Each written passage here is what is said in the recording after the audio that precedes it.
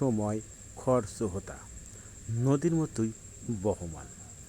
আমাদের দিন ভালো মন্দ যেমনই কাটুক, স্বাদ চলুক কিংবা চিরতরে বন্ধ হয়ে যাক না কেন, সময় তার নিজের মতোই চলবে, কখনো থেমে রবে না, কারো পড়ার সময় কখনো করে না।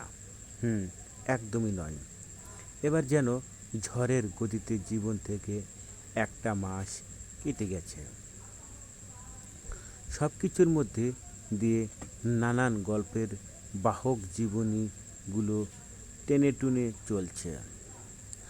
আরশ নগরে গিয়েছিল পাসপোর্ট সহ হজের জন্যে প্রয়োজনীয় কিছু কাজে। 8 দিনে সেখানে অবস্থান করে গত সপ্তাহে গ্রামে ফিরেছে। রমজান মাস চলছে, আজ পঞ্চম রোজা, সময় দিনে শেষ প্রহর। গুঞ্জরিকা চুলোর পাশে বসে আছে, হাঁড়িতে ভাত হচ্ছে, পুঁই শাক আর লাইয়ের তরকারি রান্না করেছে ইতিমধ্যে। ইফতারের ভাত খাওয়া অবশ্য আজ গুঞ্জরিকার, এটা অবশ্য পুরনো অভ্যাস বলা চলে। আরতে সেখানে কাজ নিয়েছে, 1 মাসের পারিশ্রমিকও পেয়েছে। সেই দিয়ে প্রথম রোজার দিন বাজার সদাই করে এনেছে। রোজা মুখে বাজারে যাওয়া কষ্টে বটে, এছাড়া রোজ কাজে যেতে হয়, সময়ও অভাব। এর মধ্যে মনের মধ্যে অন্য পরিকল্পনা এঁটে রেখেছে। আজ থেকে 15 দিন আগে শাহরিয়া এর হাত ধরে আরশের একখানা চিঠি এসেছিল। মানুষটা দেখা না দিলেও নিজের মনের অবগত কথাটা ঠিকই চিঠিতে লিখেছিল। নিজের কথা রেখে নিজের উপস্থিতিতে গুঞ্জরিকাকে এলোমেলো করে দেওয়ার ক্ষমতা সে রাখে। এর দায়ভার অবশ্যই গুঞ্জরিকার নিজে, কারণ সে নিজেকে ফিরিয়ে নিলেও অবধায় মনটাকে ফিরিয়ে দিতে পারেনি ওই মানুষটা থেকে। আমার ভুলটা কি? পৃথিবীতে সব ঘৃণার উদ্দেশ্য ছিল গুঞ্জার, তুমি সব ভুলে কেন পারলে না? ইতি কারো অপ্রিয় শেখ বাবুর বড় একখানা পুষ্ট চিঠিতে শুধু এই দুটি বাক্য লেখা ছিল, অথচ শেষ সম্বলটুকুতে গুঞ্জরিকা পুরো পৃথিবী বিষাদরের ছায়া চেয়েছিল। চোখের পানিতে স্থলিত হয়েছিল চিঠিখানা। নিজের মনের তাচ্ছিল হাসল গুঞ্জরিকা। ঠিক সে সময় ওকে অবাক করে দিয়ে শাহরিয়া এসে উপস্থিত হলো কুঠিরের সামনে। সাইকেলের হর্নের শব্দ। গুঞ্জরিকা পিছন ফিরে চেয়ে তক্ষণে বেড়ায় কাজটা শাহরিয়া এসে দাঁড়িয়েছে। গুঞ্জরিকা হাসি মুখে বসা থেকে উঠে দাঁড়ায়, এগিয়ে গেল সেদিকে। শাহরিয়া ঠোঁটের কোণে সবসময়ের মতোই মুচকি হাসি ছড়িয়ে আছে। গুঞ্জরিকা সালাম দিয়ে জানতে চায়, ভালো আছেন ভাইজান? ভাবি, চাচি সবাই ভালো আছে? শাহরিয়া হাসি মুখে সালামের জবাব দিল, সাথে বলল, আলহামদুলিল্লাহ ভাবি, আমরা সবাই ভালো আছি। কথাগুলো বলেই থামল শাহরিয়া। ছেলেটার মুখে লাজুক হাসি ছড়িয়ে আছে। গুঞ্জরিকার নজর এড়ল না সেটাই। শুধালো, কোনো ভালো সংবাদ আছে ভাইজান? শাহরিয়া হ্যাঁ বুঝে মাথা নাড়ল, প্রত্যুত্তর করল, ভাবি, আল্লাহর অবশেষে রহমতে আমি বাবা হতে চলেছি। আপনারা দোয়া রাখবেন আমাদের। এই খুশির সংবাদটা আজ সকালে জানার সুযোগ হয়েছে, কিন্তু আপনাকে না জানিয়ে শান্তি পাচ্ছিলাম না, তাই এই অসময়ে ছুটে এসেছি। সাইকেলের হাতলে ঝুলিয়ে রাখা একটা থলে গুঞ্জরিকার দিকে এগিয়ে দিল শাহরিয়া। গুঞ্জরিকা বিড়বিড় করে আলহামদুলিল্লাহ বলল। বলল, আপনারা সবসময় আমাদের দোয়া থাকবে ভাইজান। এই পৃথিবীর কেউ আপনার মতো করে এমন নিঃস্বার্থভাবে আমাকে এতটা সাহায্য করেনি। পরপরে থলের দিকে চেয়ে প্রশ্ন করল গুঞ্জরিকা, এটাতে কি আছে ভাইজান? শাহরিয়া এর মুখের হাসি বাড়ল। মিষ্টি আছে ভাবি। এত খুশির খবর খালি হাতে কিভাবে আনি? গুঞ্জরিকা মুচকি হাসল। নিতে পারি, তবে একটা শর্ত আছে আমার। শাহরিয়া এর ভ্রুঝোরা গুটিয়ে এলো। মুখের চওড়া হাসিটা কোমল উচোখ চোখে চেয়ে রইল। হয়তো বিষয়টা একটু বুঝতে চেষ্টা করল। জানতে চাইল, কি শর্ত ভাবি? আজকের পর থেকে আর কখনো আমাকে ভাবে বলে ডাকবে না ভাইজান। আমাকে বোন সম্বোধন করলেও খুশি হব। শাহরিয়া এর কুঁচকে যাওয়া কপাল সমান হয়ে এলো। মৃদু আওয়াজে হেসে উঠল। মিষ্টির থলেটা এগিয়ে দিয়ে বলল, তবে তাই ডাকবো আপনাকে। আপনি শাহরিয়ার একমাত্র বোন। এই অধমের ক্ষমতা নেই আপনার আবদার ফিরিয়ে দেওয়ার। গুঞ্জরিকা ষষ্ঠ হলো জবাবে। মিষ্টির থলেটা নিজের হাতে নিল। থলের ভিতরে আলগোস্তে চোখ ভর্তি একটা চিঠি খাম নজরে এলো। ঘটনা আজ করতে পারল মেয়েটা। তবুও প্রশ্ন ছুড়ল শাহরিয়ার উদ্দেশ্যে, ভাইজান চিঠি কে পাঠিয়েছে? শাহরিয়া এর হাসি মুখটা স্থল হয়ে উঠল। দৃষ্টি নামিয়ে নিল। নতমুখে উত্তর দিল, আরশ পাঠিয়েছে। তাকে ত্যাগ করলেও চিঠিখানা ফেরত দেবেন না বোন। ভাইজানের এই আবদারটুকু রাখুন। গুঞ্জরিকা চিঠিখানা এমনিতেও ফিরিয়ে দিত না, তার উপর শাহরিয়া এর আবদার। কিন্তু সময় নীরব রইল। বড় একটা শ্বাস ফেলে বলল, আমি এখানে থাকছি না ভাইজান। কোথায় যাচ্ছি সেটা আপাতত না বলি, তবে ঠিকমতো পুছে ঠিকানা দিয়ে আপনাকে চিঠি লিখব ইনশাল্লাহ। কিন্তু সেই ঠিকানা গোপন রাখা আপনার কর্তব্য ভাইজান। শাহরিয়া চকিতে চোখ তুলে তাকালেন। অবশিষ্ট নেত্র চেয়ে রইল। মুখ ফুটে কিছু বলতে ভুলে গেল ছেলেটা। কিং বিদ্যুৎ সয়ে দাঁড়িয়ে রইল। গুঞ্জরিকা বুঝল সবটা। নিজ থেকেই পুনরায় বলল, এখানে থাকলে আমি ভালো থাকতে পারবো না ভাইজান। ওই বাড়ির বিষাক্ত বাতাস এখানে এসেও আমাকে ধাওয়া করে বেড়ায়। আমি এই হাওয়া, এই বিশ্ব ব্যথা থেকে মুক্তি চাই। তাদের থেকে ততটা দূরে যেতে চাই যত দূরে গেলে আর কোনো পিছুটান থাকবে না। আর কখনো এখানে আসিয়েন না ভাইজান। শাহরিয়া তখন হতবাক হয়ে দাঁড়িয়ে আছে। কেমন অনুভূতি হচ্ছে। মেয়েটা যার থেকে পালিয়ে বেড়াতে চাইছে, আদৌ কখনো মুক্তি মিলবে তার থেকে? বড্ড জটিল প্রশ্ন বোধ হয়। চারপাশে হাতেরও উত্তর মিলল না। ছলছল আঁখিতে তাকিয়ে আছে শাহরিয়া। এতক্ষণে ছোট্ট করে বলল, যেটাতে আপনি ভালো থাকবেন সেটাই করুন বোন। গুঞ্জরিকা উল্টো ঘুরে কুঠিরের দিকে হাঁটা ধরল। উঁচু গলায় বলল, একটু দাঁড়ান ভাইজান, আমি আসছি। দ্রুত পায়ে কুঠিরে প্রবেশ করল। কয়েক মিনিটের ব্যবধানে কিছু কাগজপত্রের একটা থলে নিয়ে ফিরে এলো। নিঃশব্দে শাহরিয়া হাত ধরিয়ে দিল।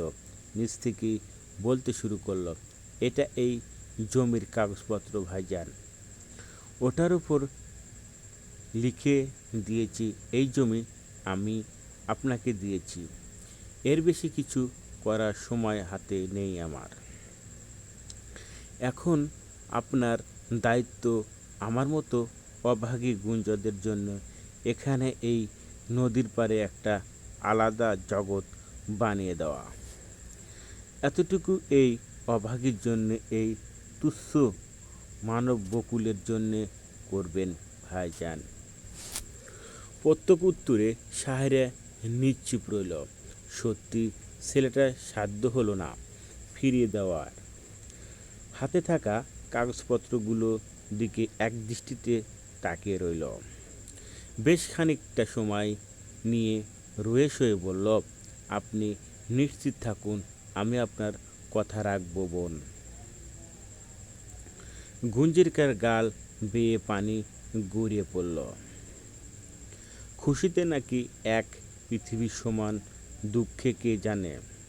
সাহারিয়া মলিন হাসল, দিব্যি আশ্বাস দিল বোন সমতুল্য গুঞ্জিরেকাকে। হায় রে মানব জীবন, কত বর্ণের, কত রঙের, কত সাজের, তুমি মানুষের মাঝে ধরা দাও। ইফতারের পর আজ শেখ বাড়ির চিত্র ভিন্ন। যেখানে গ্রামবাসী বিছানায় শুয়ে বিশ্রাম নিচ্ছে, সেখানে শেখ পরিবারের কান্না কাঠির জোয়ার বয়ে চলছে। ইফতারের পর বিছানায় একটু শরীর না শোয়ালে ক্লান্তি চোখ বুজে আসে।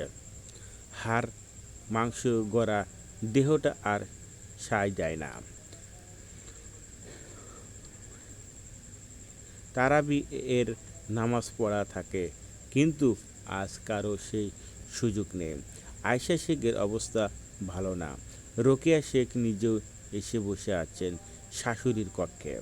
রোকেয়া শেখ নিজেও কোমরের ব্যথার চলাফেরা করতে পারছেন না, তেমনি লাঠির সাহায্যে টুকটাক হাঁটাহাঁটি করেন, নিজের প্রয়োজনীয় কাজগুলো করেন। অন্যদের উপর আর কতটুকুই নির্ভর করা যায়। 5 বার হাসিমুখে সাহায্য করলেও একবার ঠিকই মুখ ঝাপটা দেবে। এক জীবনে কখনো কারো উপর পুরোটা ভরসা করা যায় না। মানুষ এতটা ভরসা স্থল কখনো হয়ে ওঠেনি। আয়শা শেখের শরীর ক্রমেই অবনতির দিকে যাচ্ছে। পুরোপুরি বিছানায় বন্দি জীবন কাটাচ্ছে। সে যে জ্বর বিছানায় পড়ল, আর ওটা হলো না। কোরব্যাস এসে নিয়ম করে ঝাড়ফুঁক করে যাচ্ছে। ডাক্তারও এসে নাড়ি পরীক্ষা করে ওষুধ দিয়ে গেছে। কোনোটাতে কোনো কাজ হচ্ছে না। একভাবে বিছানায় পড়ে থেকে শরীরের ভাঁজের চামড়াগুলো পছন্দ ধরেছে। এত পরিষ্কার পরিচ্ছন্ন রাখার পরেও রক্ষা হয়নি। আজ 2 দিন মুখের ভেতরে ঘা দেখে দিয়েছে। হয়তো কথাবার্তা বলতে পারছে না বলেই এমনটা হয়েছে। কিন্তু আজ সন্ধ্যায় হঠাৎ করেই সেখানে বেশ কিছু পোকার উপস্থিত লক্ষ্য করা যাচ্ছে। চল ঘুরে ঘুরে খাচ্ছে, পচা দুর্গন্ধ ছড়াচ্ছে। আয়শা শেখের পাশে থাকা কষ্টকর হয়ে যাচ্ছে। মানুষটা রাত যাবে কি না সেই নিয়ে চিন্তিত পরিবারের সদস্যরা। আরুষ সাইকেলে নিয়ে ছুটেছে ডাক্তারের কাছে। আসমান শেখ মায়ের একপাশে হতভম্ব হয়ে দাঁড়িয়ে আছেন। একখণ্ড পাথর পরিণত হয়েছেন। সাহেলা শেখ সার্থীকে নিয়ে দিন 3 হলো এসেছে। মায়ের উদরে বসে সূরা ইয়াসিন পড়ছেন তিনি। ক্ষণে ক্ষণে ভ্যাবাচাকা করে কাঁদছেন। মা শব্দটা কাছে সব ফিরে হয়ে আসে। সেখানে ভালো মন্দের বিভেদ থাকে না। সার্থী নিজের মাকে বুঝ দিচ্ছে। রোকেয়া শেখ একপাশে বসে তসবিহ গুনছে। মুখটা পণ্ডর বর্ণ ধারণ করেছে। কিসের চিন্তা যেন মগ্ন হয়ে আছেন। হয়তো নিজের ভবিষ্যৎ কল্পনা করছেন। অদিতি নিজের কক্ষে আছে। অধরে দুয়ারের নিকট থমকে দাঁড়িয়ে আছে সুনন্দা। এক চিদ্দে তাকিয়ে আছে আয়েশা শেখের ফ্যাকাশে বদনে। ওই মুখটার অপব্যবহারের জন্য কি আল্লাহ প্রদক্ষ এই কঠিন শাস্তি এই পৃথিবীর বুকে সচক্ষে দেখিয়ে দিচ্ছে, সতর্ক করেছেন মানবকুলের। কিন্তু মানুষ কি এতটুকু শুধাচ্ছে নিজেদের? এত সুযোগ পেয়েও আল্লাহর পথে ফিরে আসছে কি? পরকাল ভুলে ইহকালের আনন্দ মেতে আছে সকলে। ক্ষমতার সম্পদের কত বড়ায় তাদের, মৃত্যুর চিন্তা কেউ করে না। ভবিষ্যতের চিন্তা বিভোর সকলে। অথচ মানবকুলের মৃত্যুর একমাত্র ভবিষ্যৎ। আয়েশা শেখের যন্ত্রণায় সুনন্দার বুকটা শান্তি স্পর্শে জুড়ে যাচ্ছে, কিন্তু সে নিজেও তো একই রাস্তায় প্রতীক। তার মুখ নিশ্চুপ, জুবানে একটা পরিবারের নিঃশেষ হয়ে গেছে। তবে তার শাস্তি কি এর চেয়েও ভয়ানক হবে? হঠাৎ করেই সুনন্দার বুকটা হাঁসফাঁস করে উঠল। ওখানে আর দাঁড়ালো না, হনহনিয়ে কক্ষে থেকে বেরিয়ে গেল। অদিতি নিজের কক্ষে বসে আছে। নিজের প্রিয় থেকে ঘৃণার রূপান্তরিত হয়ে পরিবারটার ধ্বংসের হিসেবে নিকেশ খুব করে কষেছে। কেমন যেন পরিবারটা একটু করে ক্ষয় হয়ে শেষ হয়ে যাচ্ছে। আগের সেই হাসি খুশি পরিবারটা এখন বিষের বেড়াজাল। এখানে কেউ কোথাও ভালো নেই। নিজেদের করা পাপে নিজেরাই পুড়ে ভস্ম হয়ে যাচ্ছে। প্রকৃতির বিচার বড়ই কঠিন। এখানে বিন্দু পরিমাণ ছাড় নেই। অদিতির নিগ্রহ কল্পনায় জল্পনার মাঝে দরজার খড়াঘাতের শব্দ ভেসে এলো। অদিতি ভাবনা থেকে বেরিয়ে এলো। উচ্চ গলায় প্রশ্ন ছিল, কে? দরজার ওপাশ থেকে ভেসে এলো সুনন্দার ক্ষীণ গলা, আমি ভেতরে আসতে পারি? এই অসময়ে সুনন্দা আগমনে অদিতি একটু অবাক হয়ে বইকি মুখে বলল, এসো। অদিতি অনুমতি দেওয়ার পরপরই দরজাটা মৃদু শব্দে খুলে গেল। স্রোতগতিতে ভিতরে প্রবেশ করল সুনন্দা। এগিয়ে এসে অদিতির মুখোমুখি দাঁড়ালো। আগে পিছনে কিছু না বলে সোজাসাপটা জানতে চাইল,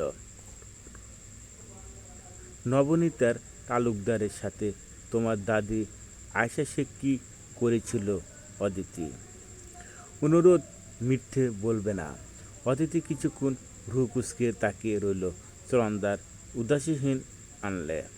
এতদিনের সুনন্দার আচরগত পরিবর্তন সেই ঠিকই লক্ষ্য করেছে। বিচক্ষণ মস্তিষ্কে কেমন যেন দুয়ে দুয়ে চার মিলিয়ে ফেলল। অদিতি বসে থেকে উঠে দাঁড়ালো। সুনন্দার সম্মুখে দাঁড়িয়ে চোখ চোখে রেখে জানতে চাইল, অদিতি শেখ কখনো মিথ্যা আশ্রয় নেয় না।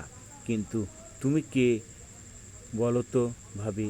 আমি যতদূর জানি তোমার সত্য বলার অভ্যাস কম। অদিতির তেরসা কথায় প্রথমবারের মতো অধর এলিয়ে হাসল সুনন্দা। একটুকু রাগ করল না। মুখটা কিঞ্চিত এগিয়ে ফিসফিস করে বলল, নবনীতা তালুকদারের একমাত্র কন্যা সুনন্দা শেখ। উঁচু সুনন্দা তালুকদার শেখ বংশের আম্মা নিজেই ত্যাগ করেছেন। সুনন্দা তালুকদারই ঠিক আছে।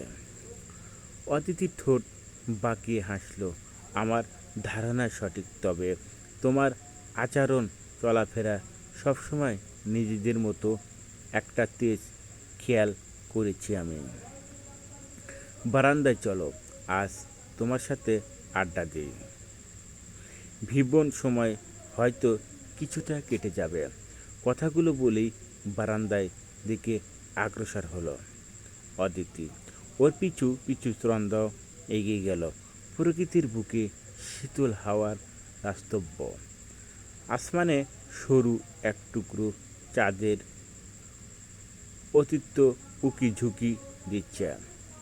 শশীর নিয়ন আলোয় চারপাশে আলোকিত বারান্দার পাশাপাশি দাঁড়িয়ে আছে অদিতি এবং ত্রন্দা। দুজনের দৃষ্টি নিবন্ধন অধূরের কিছু নারকেলের গাছে। সেখানে দুটো পাখি বসে আছে, কিন্তু কি পাখি ঠিক বোঝা যাচ্ছে না। তাদের ভিতরে হয়তো মান অভিমানের পর্ব চলছে। একজন খুব করে অপরজনকে মানানোর চেষ্টা করছে। ভীষণ সুন্দর একটা দৃশ্য। চারিদিকে নীরব নির্বন্ধ পরিবেশ বিদ্যমান। স্মৃতিবোধতা ভেঙে হঠাৎ শোনা গেল অদিতির গলা। ভাবিজানের মুখে শুনেছিলাম আমার জন্মের আগে এই পরিবারের আরও দুজন সদস্য ছিল, আমার ছোট চাচা আকবর শেখ এবং ছোট চাচি নবনীতার তালুকদার। ছোট চাচা ব্যবসায়িক কাজে নগরে যেতেন, তো একদিনে নগর থেকে ফেরার পথে এক দুর্ঘটনায় তিনি নিহত হন। ওনার স্ত্রী তখন অন্তঃসত্ত্বা। নবনীতার তালুকদারের ভাগ্য করুণ পরিণতি গ্রামে সকলে ভীষণ ব্যথিত হয়। দাদি নাকি তাকে ভীষণ অত্যাচার করতেন। তাকে বসিয়ে বসিয়ে খাওয়ানো দাদি পছন্দ করতেন না, অথচ দাদির টাকা অভাব ছিল না। তার টাকা পোকায় খেত। উঠতে বসতে কটু কথা শোনাতো নবনীতা তালুকদারকে। তো একদিনই এভাবে রাগের মাথায় অন্তঃসত্ত্বা নবনীতা তালুকদারের পিঠে লাথি মেরে বসেন দাদি। সেইবার আল্লাহর রহমতে বাচ্চাটা বেঁচে গেলেও ওনার শরীর ক্রম খারাপের দিকে যেতে থাকে। মানুষ বলতো বেশি দিন বাঁচবে না। দাদি সে সময় ঠিক মতো খেতে দিত না। তখন বাবা বেশিরভাগ সময় ব্যবসায়িক কাজে নগরে থাকতো, এসবের কিছু জানতো না। আর আম্মা, তিনি ছিলেন দাদির হাতে বানানোর পুতুল। ভাইজান পড়ার জন্য গ্রাম ছেড়েছিলেন। ততদিনে তার নিকটও সবটা অজানা ছিল। এত অত্যাচার সয়েও এই পরিবারের মুখ থুবড়ে পড়েছিলেন নবনীতা তালুকদার। এর মধ্যে একদিন ছোট্ট একটা ফুটফুটে কন্যা সন্তান জন্ম দেন তিনি। এই নিয়েও দাদি ঝামেলা করতেন। তার বংশের প্রদীপ নেভাতে নাকি কন্যা সন্তান জন্ম দিয়েছেন নবনীতা তালুকদার। হাতে ছুঁয়ে মারতেন। তো এত কষ্ট সহ্য করতে না পেরে এক ঝড় বৃষ্টির রাতে এই শেখ বাড়ি থেকে নবনীতা তালুকদার নিখোঁজ হয়ে যান তার ছোট্ট শিশু নিয়ে। কোথায় গিয়েছেন কেউ জানে না। মানুষ বলে হয়তো শাশুড়ির অত্যাচারে সহ্য করতে না পেরে আত্মহত্যা পথ বেছে নিয়েছেন, নয়তো এত বছরও কেউ তাকে কেন দেখল না। একদম কথাগুলো বলে থামল অদিতি। শ্রন্দার দৃষ্টি সরে দূর আকাশে নিবদ্ধ হয়েছে। এক দমকা পবন এসে দুজনের কায়া ছুঁয়ে গেল। শিরশির করে উঠল শব্দা। চারপাশে যখন পুনরায় নীরবতায় গ্রাস করে নেবে, তখনই শ্রন্দা বলতে শুরু করলো, আম্মা, আমাকে পৃথিবীর আলো দেখাতে তার শখের সংসার এই শেখ পরিবারে ত্যাগ করেছিল, কারণ আয়শা শেখ কখনো আমাকে বাঁচতে দিতেন না। আম্মা আমার এক দূরসম্পর্কের মামার কাছে আশ্রয় নিয়েছিল। আম্মা সাহস করেনি নিজের বাবার বাড়িতে ফিরে যেতে, কারণ পরিবারে বিপরীতে যে ভালোবেসে বিয়ে করেছিলেন তিনি। মামার কাছে ছিলেন 6 মাস, আমার জন্মের 7 মাস তখন। হঠাৎ করে একদিন আম্মা কোথায় যেন হারিয়ে গেলেন আর কখনো ফিরে আসেননি। তার কয়েকদিন পরে নদীতে লাশ মেলে একজন নারীর। মুখসহ সম্পূর্ণ শরীর ফুলে গিয়েছে, বোঝা যাচ্ছিল না। সবার ধারণা ওটাই হয়তো আম্মা ছিলেন। শেষের দিকে চন্দার কণ্ঠস্বর ধরে এলো, গাল বেয়ে নীরবে বাড়ি ধরা নামল। অদিতির পাশ ফিরিয়ে তাকালেন। এই প্রথম বারের মতো চন্দা কাঁধে হাত রাখল। মুখ কিছুই বলল না, কেবল মুচকি চিরি ক্লান্ত দীর্ঘশ্বাস বেরিয়ে এলো। আক্ষম কিছু স্মরণ হতে অদিতি বলে উঠল, তুমি যে নবীনিতা, সে যে দাদিকে নিয়মিত করে ভয় দেখাতে আমি জানি ভাবি। তৎক্ষণাৎ চন্দা কান্না থেমে গেল। ঝড়ের গতিতে ফিরল অদিতির দিকে। চাহনিতে বিষময় ফুটে উঠেছে। অদিতি মুচকি হাসল, ভয় নেই, কাউকে বলার হলেও এতদিন বলতাম। যার যেটা প্রাপ্য সে সেটা পাবে। কারোর সাথে অবিচার করে কখনো শান্তি পাওয়া যায় না, অন্তরপক্ষে ভালো থাকা যায় না। তার উৎসকুষ্ট উদাহরণ তুমি। চন্দা সবগুলো কথা শুনল, মস্তিষ্কের প্রতিটা নীরবে। সে জানত না মিশ্র অতীত উকি দিল। এই পর্যায়ে ফুঁপিয়ে উঠল মেয়েটা, আমার জীবন ধ্বংস করেছে এই শেখ পরিবার। তোমাদের মতো সুন্দর একটা জীবন আমারও প্রাপ্য ছিল। সব থেকে আমি কিছু পাইনি অদিতি। যেদিন মামি আমাকে মারতে মারতে সব সত্য বলেছিলেন, সেই দিন আমার বুকটা ক্ষত বিক্ষত হয়ে যাচ্ছিল।